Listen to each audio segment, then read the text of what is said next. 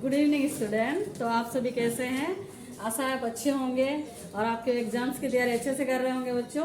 तो बच्चों आज हम लोग उपसर्ग के बारे में पढ़ेंगे। मैं एकदम झटपट और आसान ट्रिक से आपको उपसर्ग के बारे में बताऊंगी जो आपके लिए बहुत ही अच्छा होगा। ठीक है बच्चों, यहाँ देखिए उपसर्ग के ऐसे शब्दांश जो मूल शब्द के पहले लगकर उसके अर्थ को बदल देते हैं उसे उपसर्ग कहते हैं। ठीक है बच्चों, मूल शब्द के पहले लगते हैं और आपको उपसर्ग में इतना ध्यान रखना है कि उपसर्ग हमेशा मूल शब्द के आगे लगते हैं। ठीक है बच्चों, मूल शब्द के आगे लगते हैं। देखिए ये हो गया उपसर्ग, ये अ हो गया उपसर्ग, ये मूल शब्द हो गया धर्म। ठीक है, तो आपका ये बन गया, आपका जोड़कर हो गया अधर्म। ठीक है बच्चों, आपको ये ट्रिक हमेशा ये ध्यान रखना है कि उपसर्ग हमेशा आगे लगता है। ठीक है, और मूल शब्द हमेशा पीछे रखता है। उपसर्ग को ध्यान रखना है कि उपसर्ग बनाते समय आप ध्यान रखिएगा कि उपसर्ग हमेशा आगे लगता है। इस आसान ट्रिक से आप हमेशा आपके दिमाग में रहेगा कि उपसर्ग हमेशा आगे लगता है। ठीक है बच्चों, उसी प्रकार से हम लोग दूसरे उपसर्ग से और नए शब्द का निर्माण करेंगे। पुत्र, तो ये हो गया आपका कुपुत्र। ठीक है बच्चों, तो कुपुत्र, इस प्रकार से अनेक उदाहरण होंगे।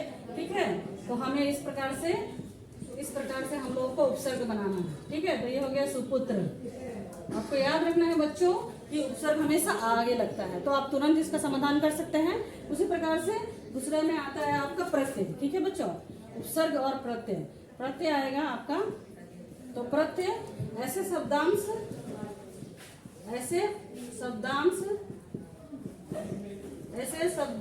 जो मूल शब्द के अंत में लगकर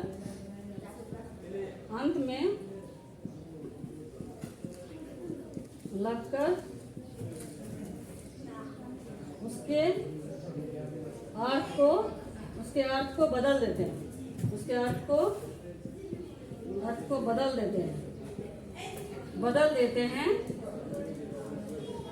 उसे प्रत्यय कहते हैं।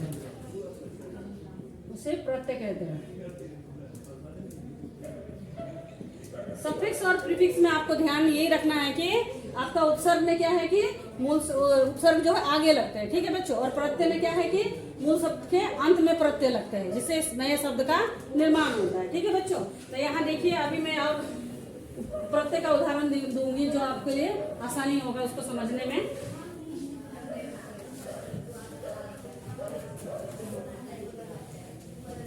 ठीक है, तो प्रत्यय के उदाहरण देखिए यहाँ। ये हो गया आपका मूल शब्द। ठीक है बच्चों, उदाहरण हो गया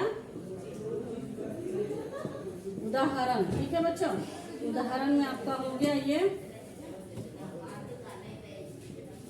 उदाहरण हो गया, ये आपका ये मूल शब्द हो गया।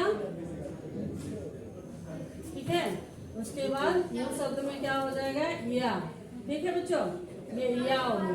उसके बाद होगा ये आपका हो गया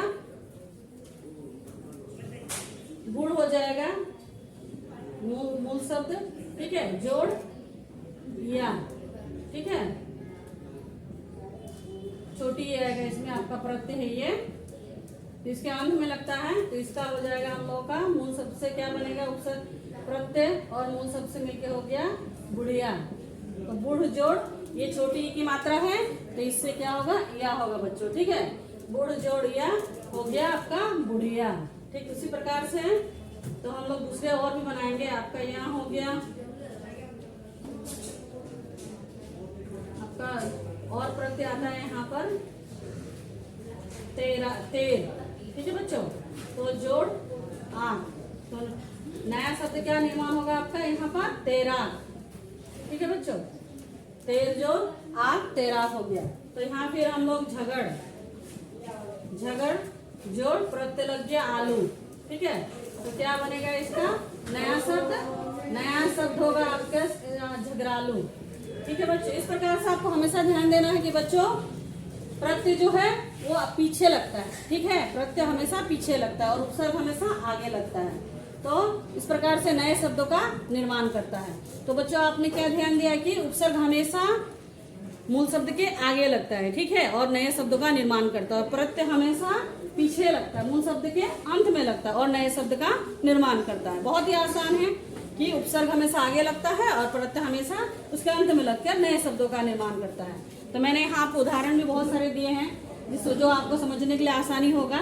ठीक है बच्चों, तो आशा है बच्चों आप इस आसान ट्रिक से उपसर्ग और प्रत्यय के बारे में समझ पाए होंगे और आप इसे अच्छी तरह से पढ़ें और दूसरे बच्चों को भी शेयर करें ताकि वे बच्चे भी अच्छे से पढ़ें और मेरे चैनल को सब्सक्राइब करें। Thank you.